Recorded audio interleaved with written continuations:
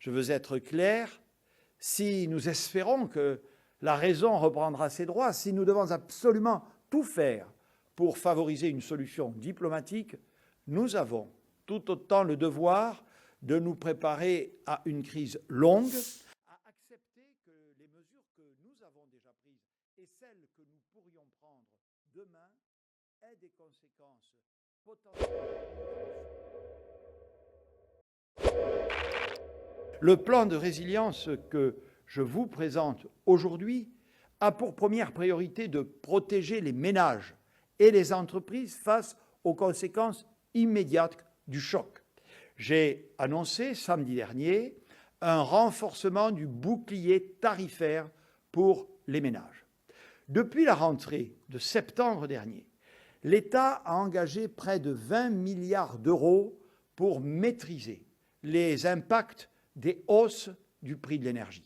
En particulier, le tarif du gaz est bloqué depuis le 1er octobre et la hausse des tarifs de l'électricité a été limitée à 4% en 2022. Un chèque énergie exceptionnel a été mis en place. Dès la hausse du prix des carburants, fin octobre dernier, nous avons mis en place une indemnité inflation de 100 € qui a été versée à 38 millions de personnes. Nous avons également revalorisé l'indemnité kilométrique.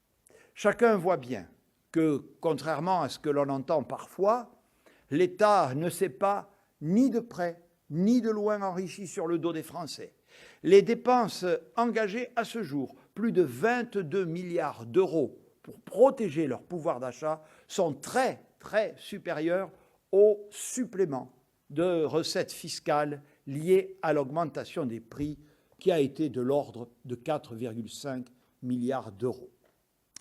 Pour autant, les hausses du prix du baril observées depuis le début de la guerre en Ukraine nécessitaient que nous allions plus loin en agissant vite et particulièrement pour ceux qui utilisent leurs véhicules. C'est la raison pour laquelle le gouvernement met en place, à compter du 1er avril et pour une durée de 4 mois, une remise carburant de 15 centimes par litre pour réduire le prix à la pompe. Et j'annonce aujourd'hui que ce dispositif sera étendu au gaz naturel véhicule et au GPL. L'État sera particulièrement vigilant sur la bonne application de cette remise par les distributeurs et j'entends aussi de ces derniers qu'ils contribuent à ce dispositif pour aller au-delà des 15 centimes décidés par l'État. Les échanges. Le gouvernement met ainsi en place une nouvelle aide qui bénéficiera aux entreprises dont les dépenses de gaz et d'électricité représentent une part élevée des charges, soit au moins 3% de leur chiffre d'affaires, et qui pourraient faire des pertes en 2022 du fait du renchérissement de leurs dépenses en énergie. Cette aide bénéficiera aux entreprises sans condition de taille ou de secteur et permettra la prise en charge de la moitié du surplus de leurs dépenses énergétiques et permettra ainsi d'effacer la plus grande partie de leurs pertes. En complément de cette aide spécifique, nous allons renforcer 3 dispositifs déjà connus mais néanmoins très importants pour traverser les prochains mois. D'abord, le prêt garanti par l'État dont le plafond d'emprunt sera relevé jusqu'à 35% du chiffre d'affaires contre 25% aujourd'hui, ce qui permettra aux entreprises déjà affectées par cette crise de faire face en cas de difficulté pour rembourser leurs échéances dans les prochains mois. Deuxième dispositif, les reports de charges fiscales et sociales dont l'accès sera facilité pour les entreprises mises en difficulté par l'augmentation des prix de l'énergie ou la perte de débouchés à l'exportation. Elles pourront à cet effet saisir les services de la DGFiP et des URSSAF auxquels les instructions correspondantes vont être données. Enfin, troisième levier, le recours à l'activité partielle. Le gouvernement a décidé de prolonger le dispositif d'activité partielle de longue durée, APLD, de 12 mois supplémentaires pour les accords déjà signés. Et nous mettons en place un accompagnement par nos services pour les branches et les entreprises non couvertes à date qui pourront signer des accords jusqu'à la fin de l'année 2022. Première mesure ciblée, le soutien à nos pêcheurs, avec comme priorité absolue le maintien des activités de pêche qui contribuent à notre souveraineté alimentaire. Aujourd'hui, certains navires restent à quai compte tenu du niveau particulièrement élevé du prix des carburants qui représente parfois près des 2/3 de leur charge. Le gouvernement apportera une aide financière exceptionnelle équivalente à 35 centimes par litre de gasoil de pêche dès le 16 mars et jusqu'au 31 juillet. Le dispositif sera ouvert dès demain matin pour que tous les bateaux déclarés puissent reprendre la mer au plus vite avec l'assurance de bénéficier du dispositif de soutien. Deuxième mesure ciblée, le soutien aux agriculteurs, avec notamment une aide aux éleveurs qui doivent faire face à l'envolée du coût de l'alimentation animale dans un contexte déjà marqué par des cours historiquement élevés.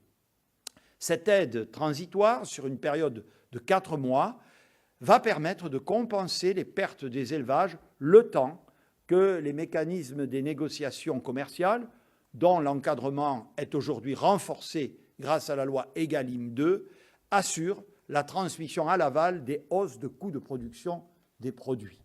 Une enveloppe financière de 400 millions d'euros sera provisionnée à cette fin. Troisième mesure ciblée, le secteur du transport. En premier lieu, le gouvernement s'engage à ce que la remise carburant de 15 centimes par litre n'affecte pas le niveau des indexations gasoil durant 4 mois. Dit autrement, les 15 centimes doivent effectivement bénéficier aux entreprises de transport.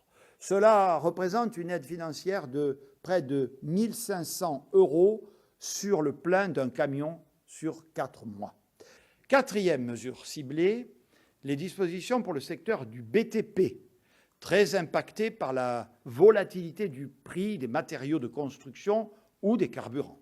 De nombreux chantiers ont été conclus sans clause de révision des prix adaptée à la situation. C'est la raison pour laquelle je demande aux acteurs publics d'appliquer, lorsque c'est possible, la théorie de l'imprévision pour les marchés publics qui ne comportent pas de clause de révision de prix et de ne pas appliquer les pénalités de retard lorsque ce dernier est justifié par la prolongation d'un délai de livraison de la part d'un fournisseur à cause de la crise.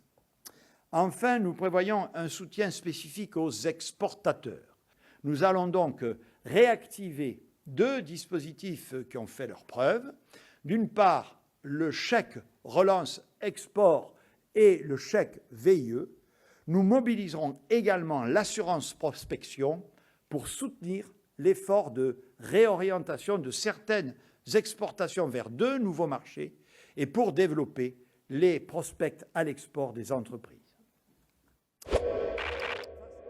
Au-delà de cette réponse immédiate, ce plan de résilience doit aussi viser à nous protéger dans la durée, en poursuivant 2 objectifs stratégiques: accélérer la sortie des énergies fossiles et renforcer notre souveraineté industrielle et alimentaire. La première priorité est énergétique. Il s'agit d'amplifier les actions permettant de réduire notre dépendance énergétique dans la durée, avec l'objectif de sortir intégralement du gaz et du pétrole russe d'ici 2027. De manière urgente, cela consiste à sécuriser notre approvisionnement en gaz pour l'hiver 2022-2023 en reprenant les dispositions réglementaires nécessaires pour que les stockages de gaz français soient remplis. Ça signifie aussi augmenter nos capacités d'importation en gaz naturel liquéfié, de manière à pouvoir diversifier davantage nos sources d'approvisionnement.